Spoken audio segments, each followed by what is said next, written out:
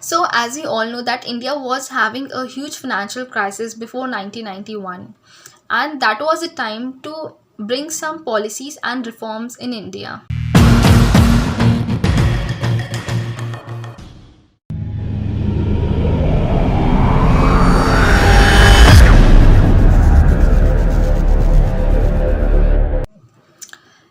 Indian economy has surely become vibrant after the LPG reform in India, and the overall growth of economy has tended up as it was indicated by the GDP growth.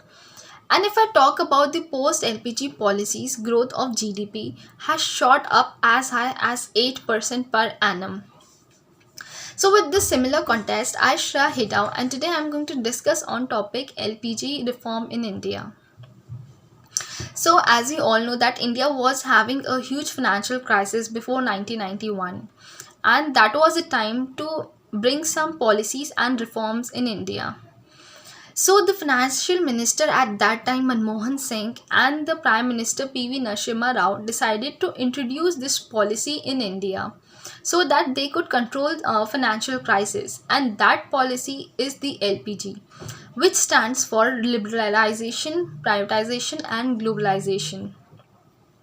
So the policy was announced on 24th of July 1991. So if I talk about what is liberalization, so, liberalization refers to the process of making the policy less constraining of the economic activities and also in the reduction of the tariff. Moving towards the privatization, it refers to the transfer of business or the industries or the services from the government to the private owning companies. And the best example of privatization in today's world is the airlines in India. So, if I talk about globalization, what is globalization?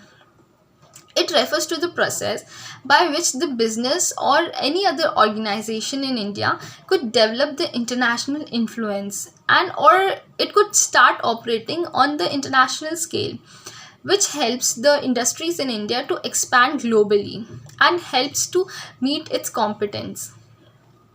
So, if I talk about what are the objective for bringing this LPG policy in India, the first one is to increase the competition amongst the domestic industries in India itself. Second one is to encourage the foreign trade with the other countries so that we could rely on the other countries on the import and the export also. Third one is to enhancement of the foreign capitals and technology, and the fourth one is to expand our business globally so that we could know the competition what is going on in the other countries also. So if I talk about what is the impact of this LPG reform in the country, so if I talk about the positive impact, the GDP of India has grown at a very high rate after this policy.